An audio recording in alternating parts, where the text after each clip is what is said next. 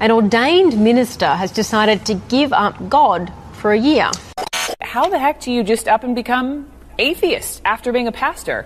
What I'm most worried about right now is figuring out how I can live openly and honestly.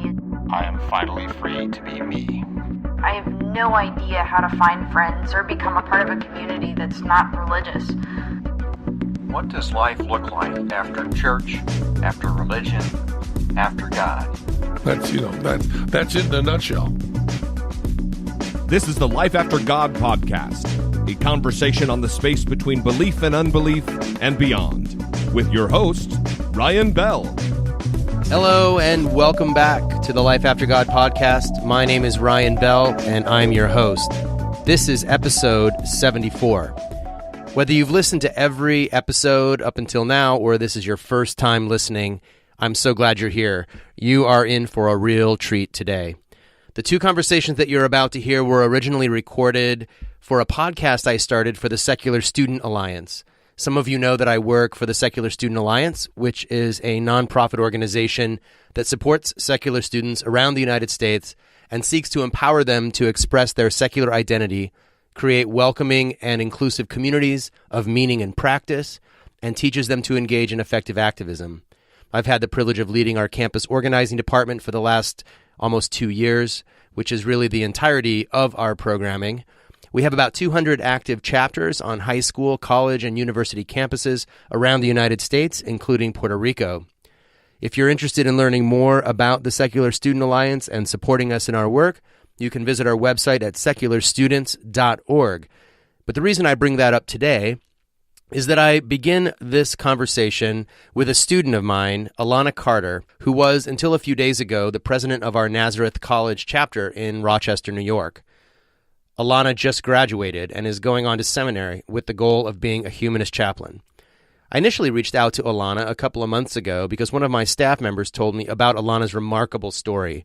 She has recently experienced a series of tragic losses in rapid succession in her young life that she's going to tell us about. I wanted to know how a young adult managed to cope with these losses as someone who was formerly religious but now does not believe in God. Following my conversation with Alana, you will hear from Garrett Price, a mental health professional in a hospice practice in Idaho. Garrett, too, is a post-theist and was introduced to me by my friend Brian Peck.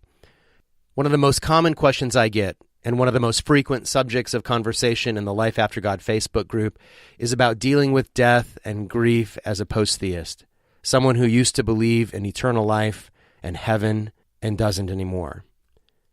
My hope is that these two conversations will help you in your quest to deal with the losses in your own life as a post-theist, an atheist, a humanist, or however you identify.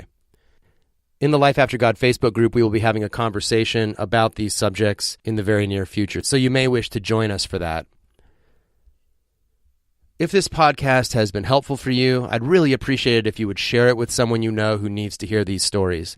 I know many of you are not out about your atheism or secularism and don't feel comfortable sharing this type of content on your social media. But if you are someone who has that freedom to share, I hope you'll do that. I would love to reach a wider audience with these powerful and compelling stories. It would also be awesome if you would search for Life After God on iTunes and write us a review. It actually helps a lot more than you may think. If you have a question or a suggestion or just want to share a story with me, please write to me at ryan@lifeaftergod.org. I love hearing from you, and I read every email I get. In fact, I've learned so much from the emails that I get and the suggestions that you give me, which very often become the subject of future episodes. If you really want to be a part of this community, helping people find life after God, please help me keep this podcast going by becoming a member, a sustainer, or an investor by visiting my Patreon page and becoming a regular monthly supporter of the show. Just go to patreon.com/lifeaftergod and join today. And now, without any further delay, here is my conversation with Alana Carter. Tell us a little bit about yourself, where you live, where you go to school, what you're studying, that sort of thing. Alrighty, so originally I'm from Indiana, northern Indiana, right next to the Michigan border, but I currently go to school and live in Rochester, New York. I go to Nazareth College. I'm actually a French and anthropology double major, and then I have double minors in women and gender studies and interfaith studies. Wow. Yeah, it's a lot of work, and I'm constantly busy. And it's really rewarding too, because I get to learn a lot about a lot of different things.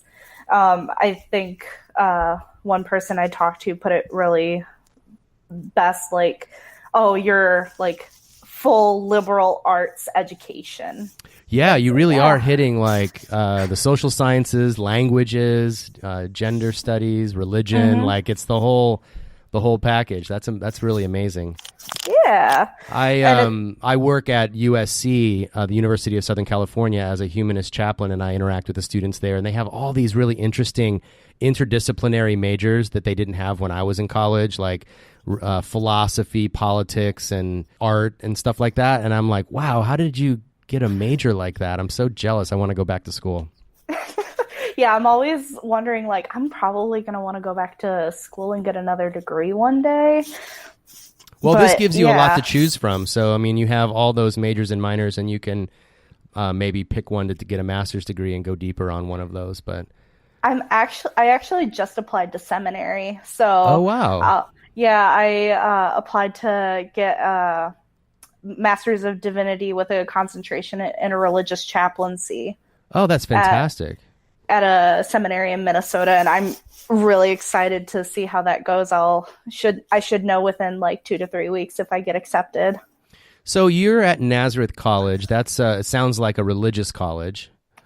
It used to be, actually. So in 1924, the college was founded by the Sisters of St. Joseph. Okay. And it was a Catholic college. It was an all-women's Catholic school up until the 70s, and that's when the sisters saw that if they wanted the college to grow, they're going to have to let it go and let it do its own thing, and that meant incorporating people. And so they petitioned the Catholic Church to let it go, and then they also integrated male students. Oh, that's amazing. So when did that happen? That was in like 72 or 74, I believe. Okay. Yeah. So early 70s when that happened. And really great history behind the school. And the sisters are still kind of involved, but they don't get much of a say in what happens in the college. They have to lead by influence instead of by fiat, right? They have to earn it. They really let the college breathe and do its own thing. Obviously, the college still has like departments of religious studies. They have the Center for Spirituality for students to come and have their religious perspectives or faith traditions represented in clubs and through our interfaith leadership cohort. But really, it's a very secular school overall, but I myself, because I am so involved in the Center for Spirituality, I also see how religion has influenced the college as well. Yeah, I'm sure it has. So tell us a little bit about your religious and spiritual journey. And I mean, you've already said you're going to go to seminary, and that's maybe not the normal path for our Secular Student Alliance leaders. And so, tell us a little bit about your religious and spiritual background and kind of where you are today. So I was raised in a Christian household. My mom was Christian. We never went to church, but she made it very clear that there was a God, that she wanted to go to heaven, that she wanted to see all of her children in heaven. And then around the age of 12, I had a friend, and I had seen some stuff in her house that alluded to the fact that she might be religious. And so I made a little slip of the tongue in front of someone else, and she's like, "I don't believe in God." And I looked at her and I was like, "How is that possible?" And so that kind of got me questioning about it. And then when I was 14, I started questioning my sexuality a little bit. And it turned into, well, if God loves all of his children, why would he hate me for loving another woman? Or why would he hate people for just loving each other? It just didn't make any sense to me.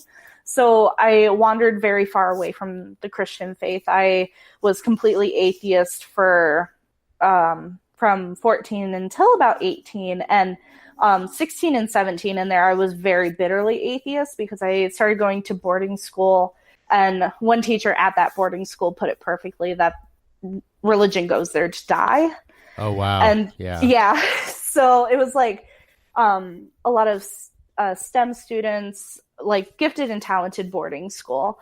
And I'm not just saying that to toot my own horn there. Yeah, no, I feel you.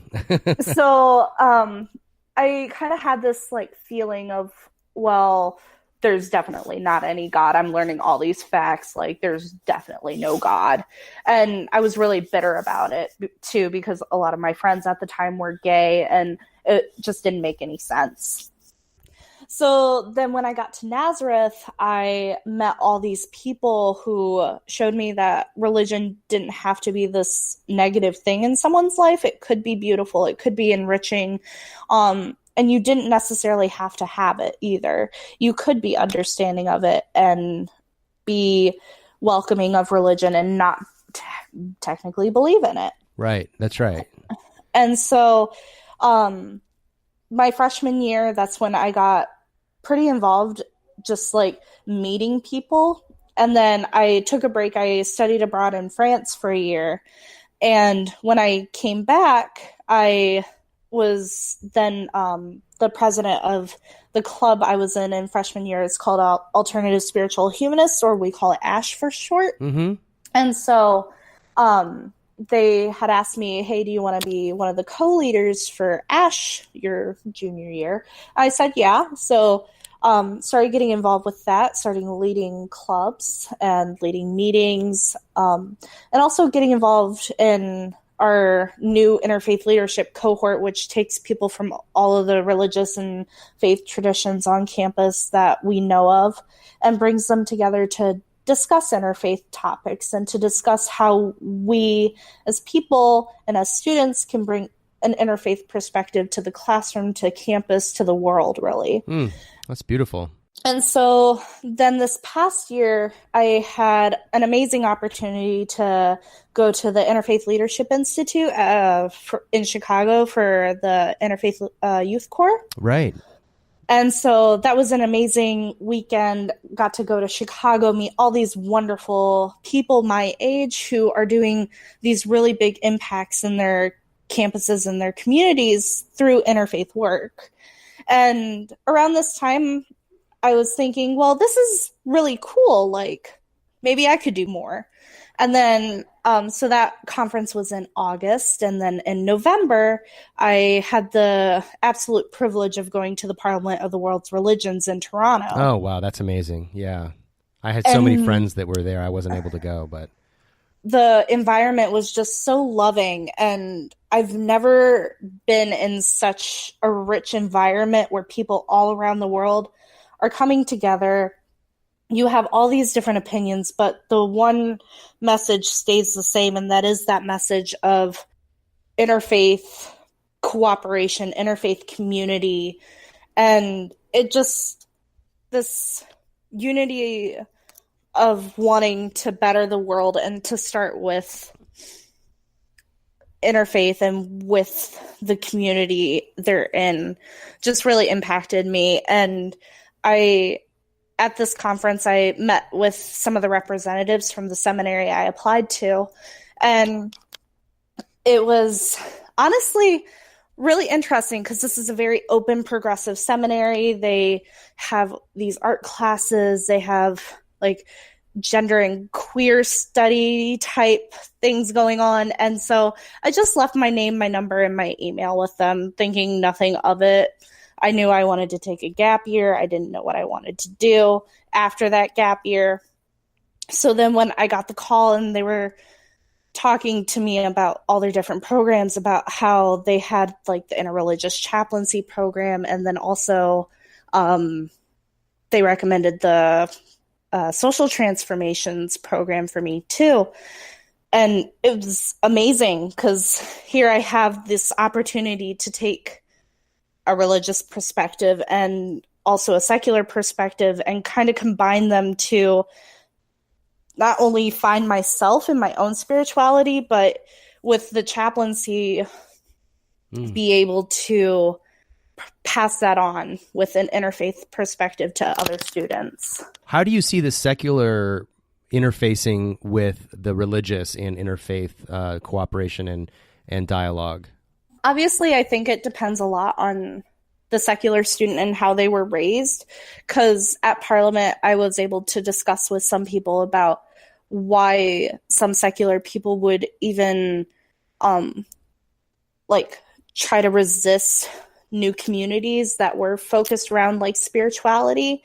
And that does come with like a lot of, some of these people who came from religious traditions and then left them, even though there are like rituals and community to spiritual organizations, there's also like the trauma of being associated with those rituals.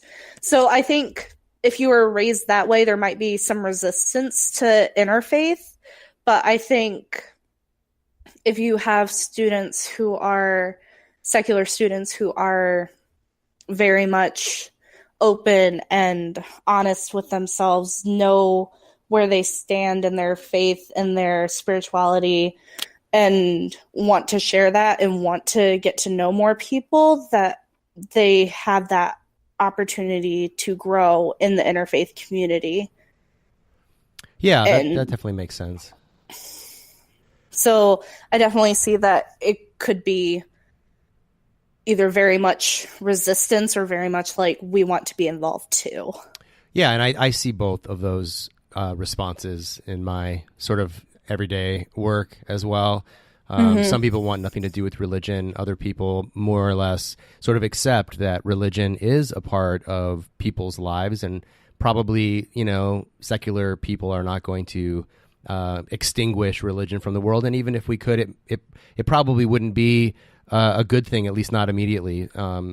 And so think about ways that we can say we have moral, ethical concerns as secular people that some people might call spiritual, and that is part of a conversation about wellness and wholeness and healing and all the things that come under the moniker of interfaith, usually in religion. So it's cool that you're entering that space, and I feel like the Secular Student Alliance chapter that I help out with at USC has kind of a similar vibe. They're definitely not believers in any type of faith or religion, but they're very curious and always eager to cooperate and participate with people of other religions that are also not dogmatic and, that hold their religion in really positive ways.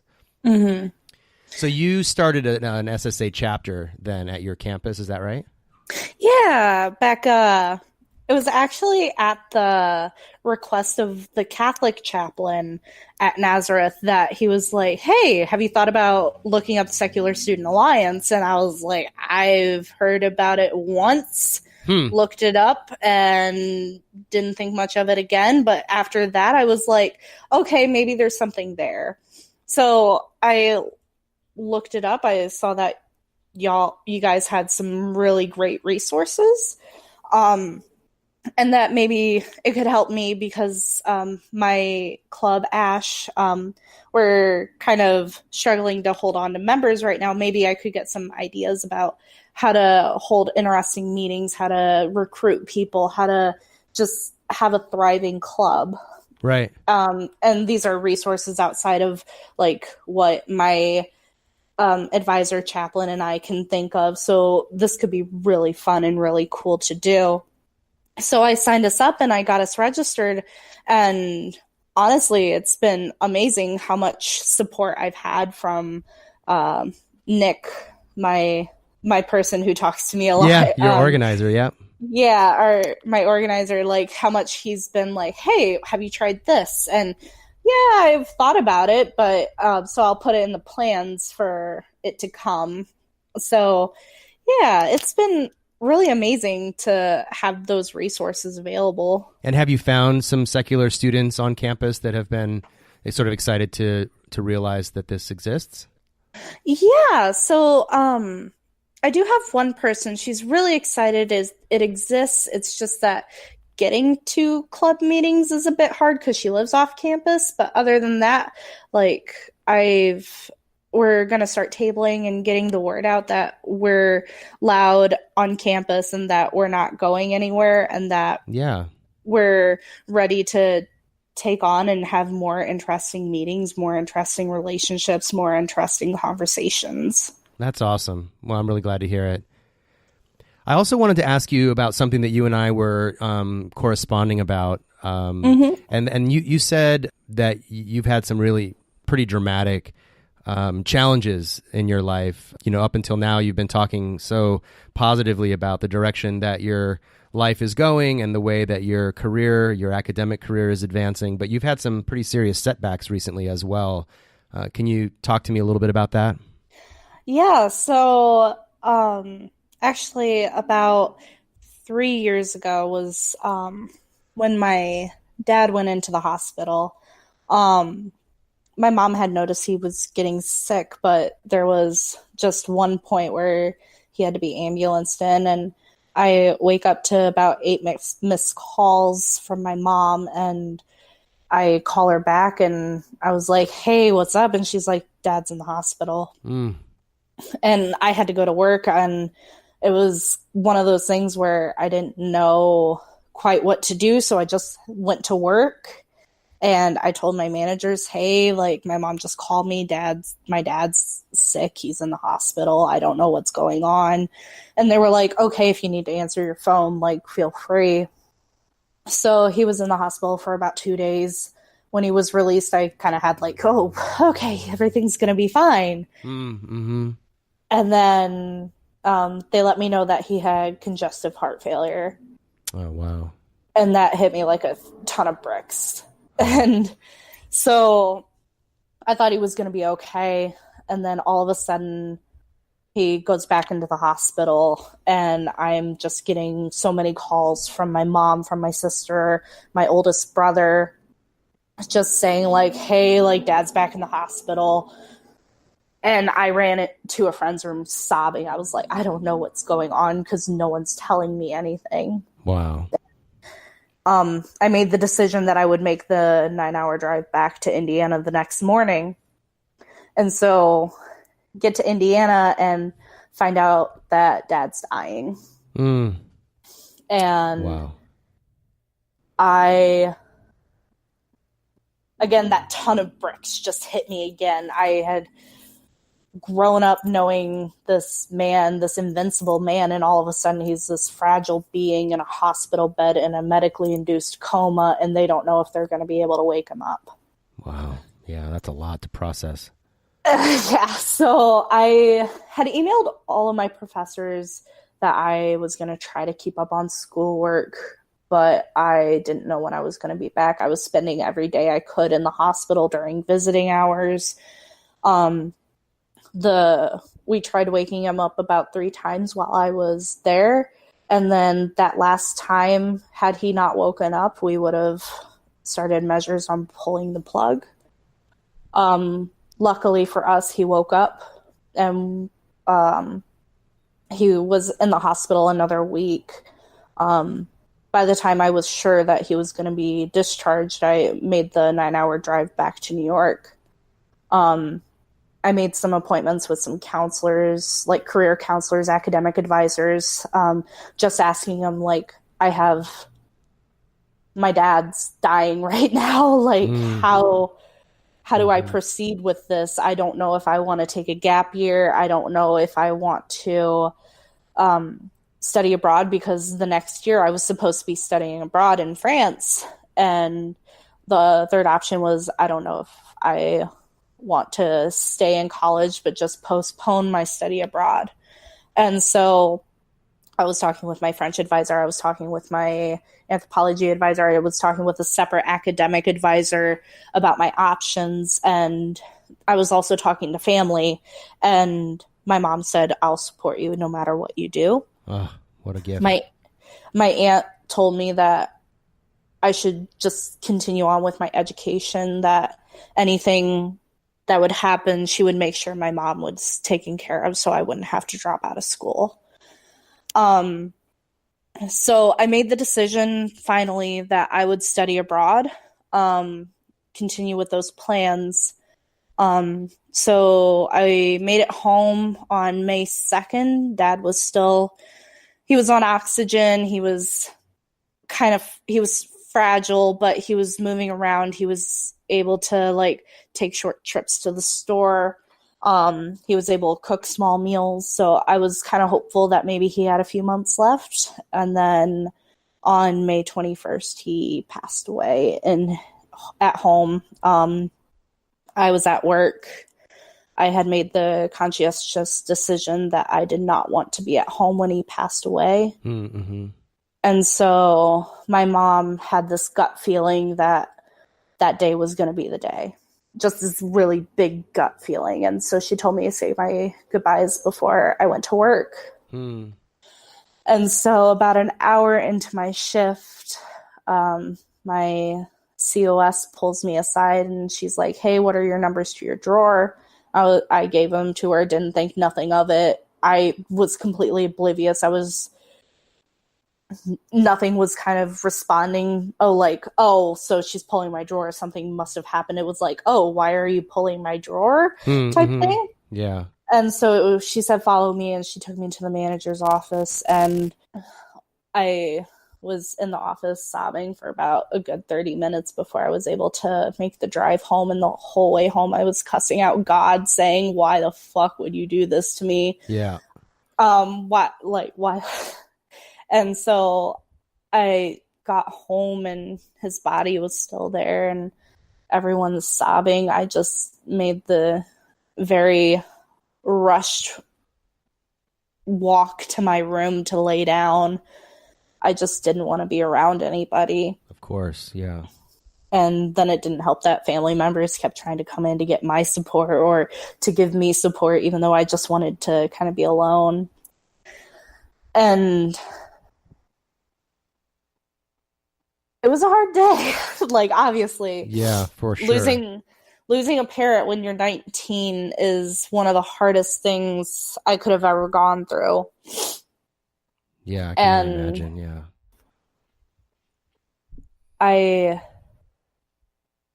I was really stunned there for a moment. It was like, oh, Dad's car is still in the driveway. He's still here. And then walk in and realizing, no, he's not. And that lasted for a couple of days before reality just kind of accepted and like, oh, he's gone. That I knew, but like the reflex was gone that, oh, he's here. Yep. And so the finality of it is hard for our brains to comprehend. Yeah. And so after the funeral, it was okay. So this is very much like I returned to real life now. There's nothing really I can do more about him passing. There's nothing more I can do about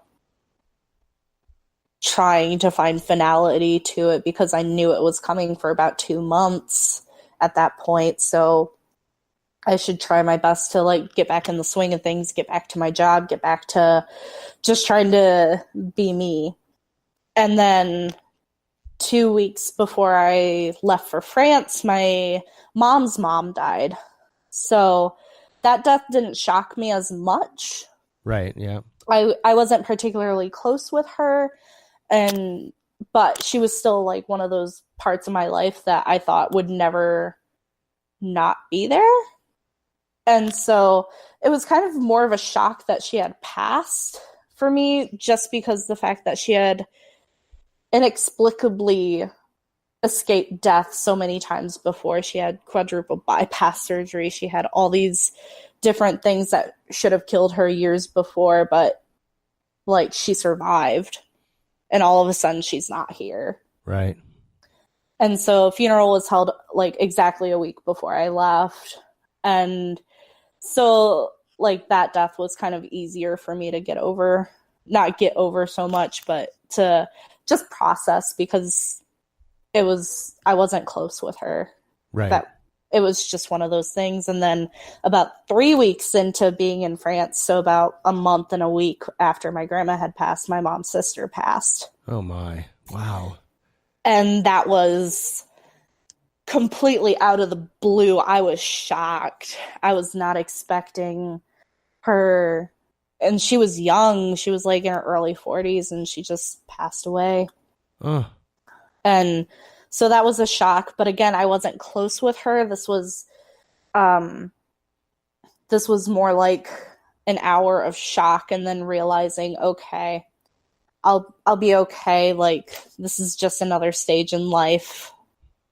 So then fast forward to January of 2017, and that's when my mom said my cat was dying. Oh my.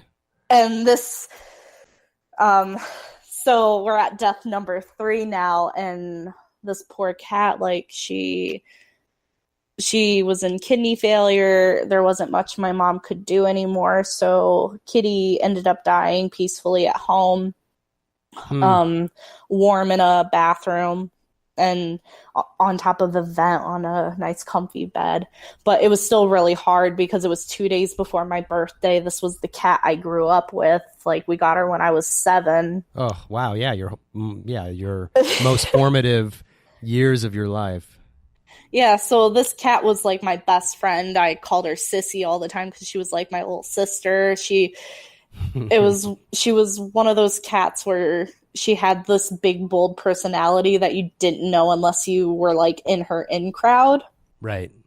So when she passed away, I was sobbing, and my host mom, she was a Costa Rican lady, and she just did not understand why I was crying over a pet. I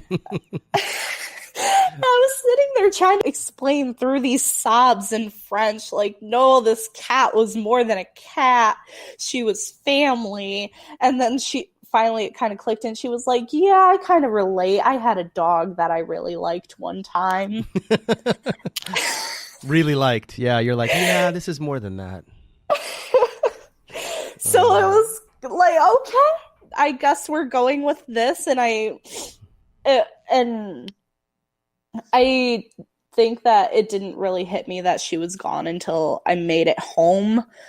And I was like looking for a greeting, and I only got the other cat, and I realized, oh, Kitty's gone too.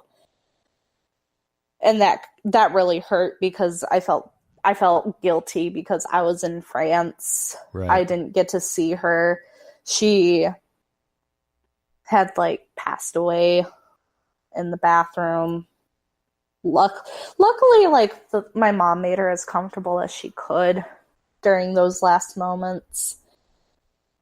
I remember losing a cat when I was about 7 or 8 years old, and it was, yeah. I mean, Lord. At that point, I couldn't imagine being 7 or 8 and losing a cat.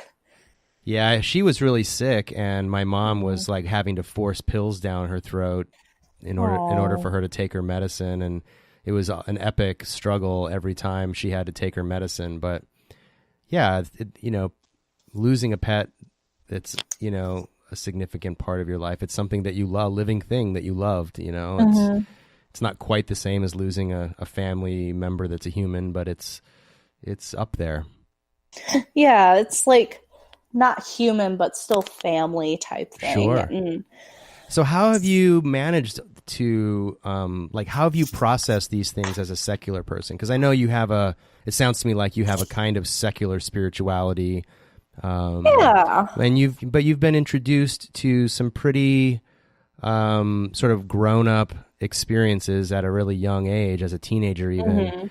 Every one of us has to face the inevitability of death, first usually with people we love and then with ourselves, but usually it comes much later in life. We're in our middle years or later that we start to lose the people we really love and care about. And for you, it happened quite early.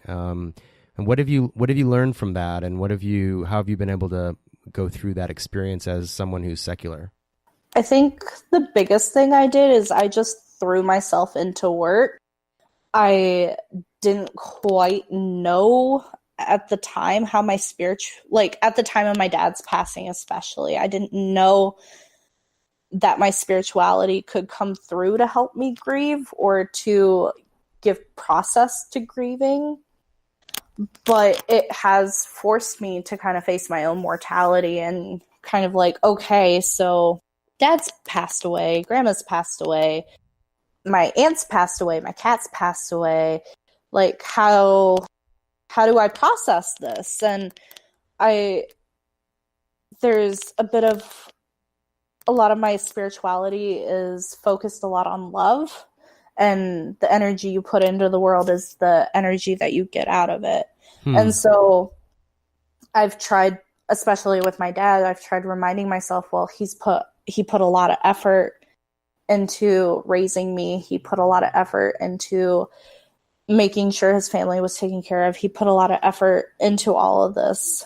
So I think the best way to honor him would be to put a lot of my own effort into what I do and into what I try to become, especially like coming up on graduation in May. Like, this is a big milestone he will never be here for. How do I process this? And so a lot of what I try to do is I try to put a lot of love into the world, and I try to honor those memories by not putting them up on a pedestal so much, but talking lovingly of them. Right. And showing like, hey, yeah, they had good parts, they had bad parts, we're all human, it's fine, but it's okay to miss them. And I have moments where it's just me in my room and I'm like, oh, I really miss Dad. And sometimes it is kind of weird and awkward and kind of lonely this is what my therapist would say, like the judgmental mind of, well, someone of the Christian faith would just say, oh, you're going to see him in heaven again. But me as a secular person, it's like, well, I don't know what's happening on the other side there. Yeah, that's wisdom from, far beyond your years. I really appreciate that. And I think people listening can take a lot of strength from that. And I know that as I've counseled with people who have gone through tremendous loss, including members of my own family and my own personal experiences of loss, nothing on the scale of what you've experienced, but I think some of the things that you've said here really resonate with me, and I think will resonate with a lot of people. I really appreciate you sharing. I know it's really intimate details of your life, and to open yourself up takes courage to do that, and I really appreciate that. Yeah, I like to talk about things. I became an open book around junior year of high school, where I realized that talking about things is kind of like one of the better ways for me to process them. Yeah. And so like being able to come on here and talk with you not only helps me process what's happened, but also I hope to give someone else like, well, I don't have to rely on one sort of way to grieve. There are different ways and there are different stages of grief. Right. And it's just one of those things that it is a really hard thing to share, but I honestly don't think I'd have it any other way. Like, I want to be able to share with people, yeah, my dad died and it sucked, but I would not be the person I am today if it weren't for it. Well, thank you so much for your time, Alana, and I really, again, appreciate you opening your life to share with us, and thank you for everything you're doing on your campus to, I guess, as you said, like, how did you put it? It was so perfect. You said something like putting love into the world, or how did you say it? I believe you get what you put out. So, like, I try to put a lot of love out into the world. Yeah, I think that's beautiful, and I think that's what you've done here today, and it really comes through. So thank you, and thank you. Good luck with everything that you're working on. It sounds like you have some exciting things ahead. Thank you so much for having me. And joining me now is Garrett Price, a licensed professional counselor working in end-of-life care in his home state of Idaho. Thanks so much for being on the Secular Student Life podcast. Yeah, thanks for having me. Glad to be here. So I've worked in the hospice field for the past about 12 years, and during that time I've played a number of different roles. Currently I work in kind of the grief and bereavement side, so I largely work with family members of people who have died, and just to help them to work through the mourning process. So that's my practice. I see clients on a weekly basis. So can you just give us a sense, I know this is a big question to ask you to handle in a minute or two, but what's going on in grief when we're experiencing grief? Yeah, that is a really big question. But if I were to kind of drill it down a little bit, when I think about grief, I think it's important to have a definition of what it is. And grief is our response to loss. And there's another part that comes along with grief, and that's the mourning process. And the mourning process really has to do with the way that we're going to integrate the loss. And we kind of bounce back and forth between these two experiences, where we're feeling the loss heavily in our grief, and then we're working to integrate what this loss is going to mean for our life in the mourning process. And the way I like to think about it, this is kind of a popular way, or it's becoming popular to think about it, is that we all have kind of, after a loss, we all have a mourning box. And inside of this box, there is a pain button.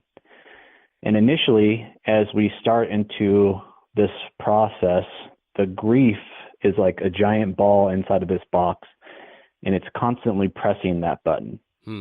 And so we're in deep pain. And then as we work with our grief and we learn to process these feelings and we start to make meaning out of this loss, this ball starts to get smaller and smaller. But as it gets smaller, it starts to bounce around this box. And as it bounces around, periodically, it still hits that pain button. And we can make that ball smaller and smaller and smaller over time, but periodically, it's still going to find a way to hit that pain button. So like myself, I had a significant loss 15 years ago, and still there are times where that ball will strike that pain button, and it can be kind of out of nowhere, or it can be triggered by certain times of the year, certain memories. And so that's kind of, in a way, I think, a good metaphor for what the experience of grief and mourning is like. I think it's a fantastic metaphor. In fact, it's working for me right now. I'm probably others listening are instantly thinking about how that applies in their own life. And that's really helpful.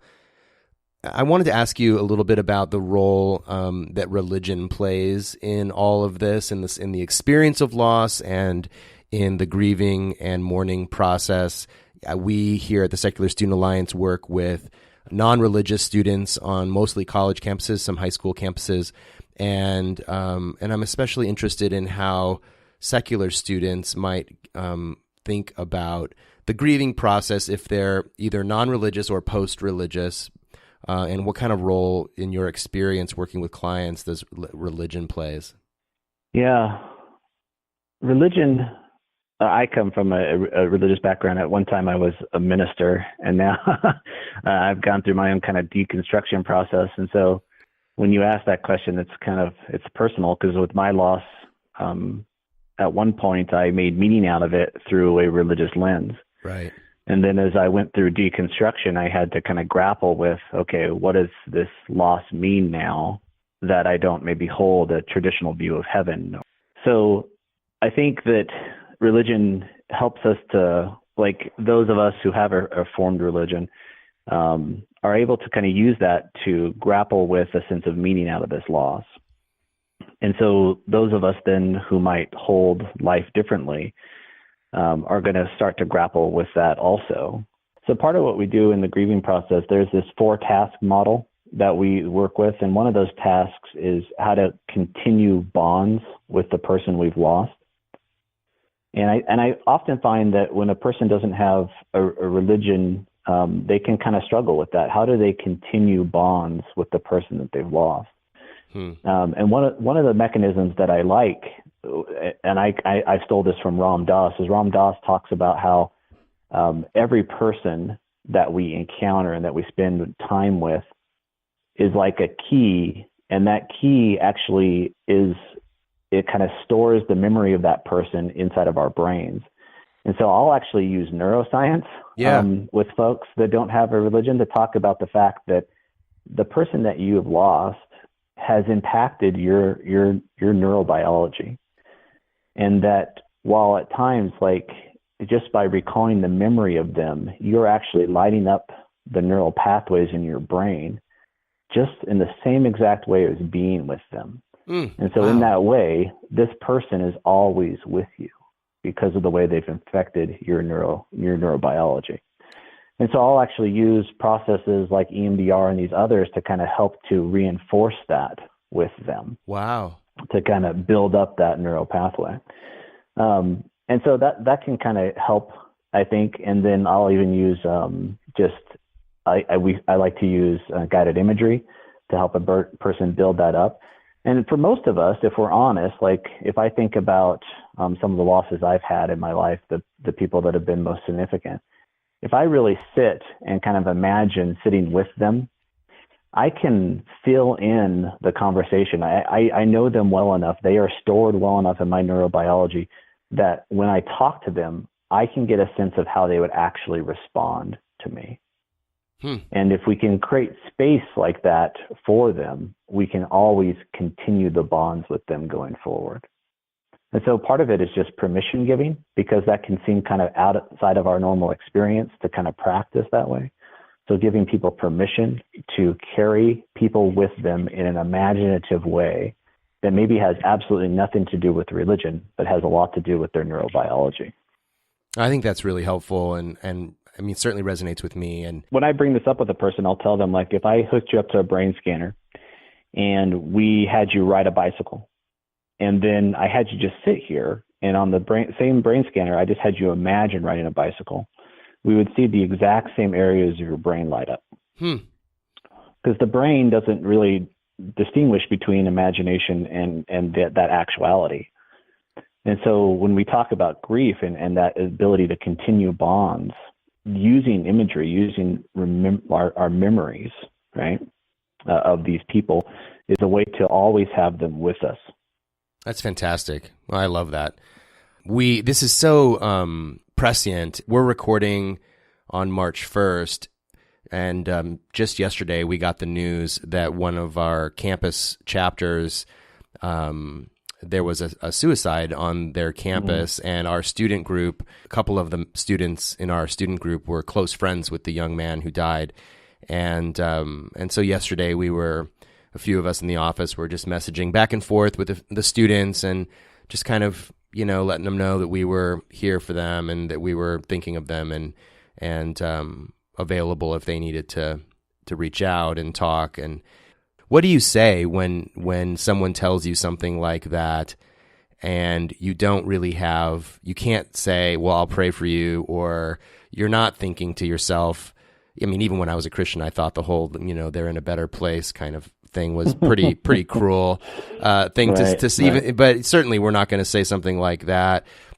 What is a way or two that the loved ones can be supportive and either verbally or non-verbally with people that are going through a grief experience like that? Yeah. Well, first of all, I think for those people that are going to be present to this person, and I think that that's what it's about, right? I think it's less about what we say and much more about the way we are with people. And so a piece of advice for those who are going to be present, and that is the mechanism, is our presence. How are we going to be with these people? So there's no fixing, there's no saving, and there's no setting this person straight. Mm-hmm.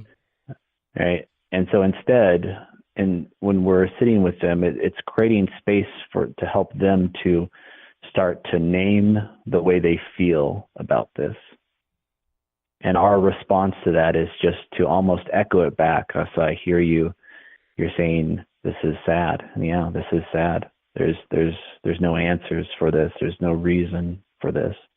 And just we're kind of sitting in, I have a friend who calls this the tragic gap, this space between what was and then what's going to become out of this experience. And inside of the tragic gap is just this compassionate silence that we can offer to just be with them, right? To be the type of person that is not going to try to answer it or solve it for them, but is going to be there to help listen them through it as they start to make sense out of it themselves. And every human person has that capacity, but oftentimes we're not given the space to do it, right? Yeah. And so in religion, again, sometimes there's mechanisms to give us that kind of space. And so when that becomes a void in a person's life, creating that space for them, right? How do we do a secular vigil for them? How do we kind of create that kind of space for them to start into this mourning process? I know the Jewish community has that beautiful tradition of sitting Shiva, and it really literally is just sitting with the person. Maybe you bring some food and you eat or whatever, but you're also just present. Yep. Yeah. Yeah. And that ability to start just to start to get them to talk, again, going back to kind of neurobiology, if a person can start to name it, they can start to kind of claim it in their experience. And that's really what we're hoping for, is that just sitting with them, even if they are going to lament how unfair this is, or even if they move into anger, it's starting the process. And it's starting to help their brain make sense out of this moment. Because what's happened, right, is they've gone from one reality to an augmented reality instantaneously through the loss. And that's created a schism in this person's brain, a trauma point in the brain. And the brain has to recoup from that.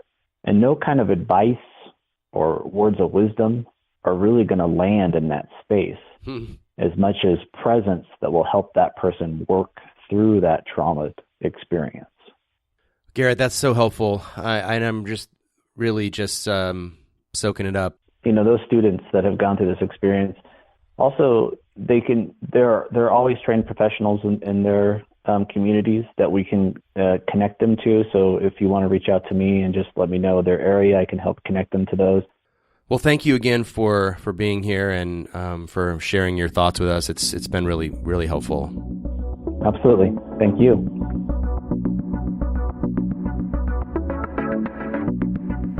I really hope you made it this far, because I have to say, the things that Garrett shared there at the end have been life-changing for me and those that I've shared it with.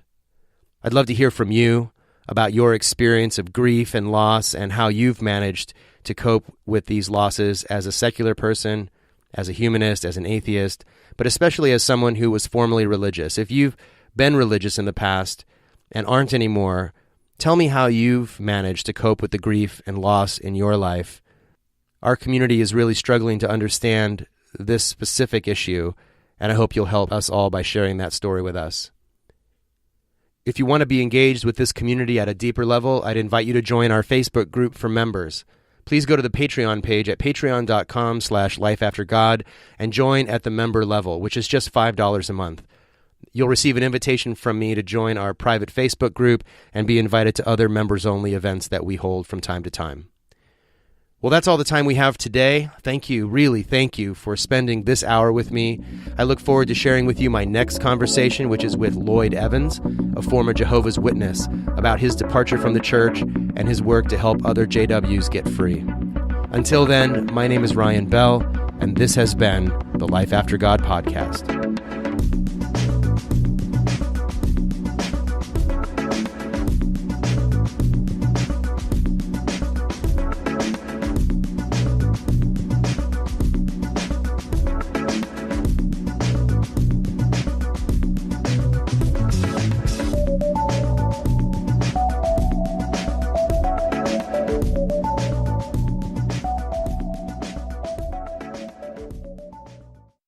What do you think happens when we die, Keanu Reeves? I know that the ones who love us will miss us.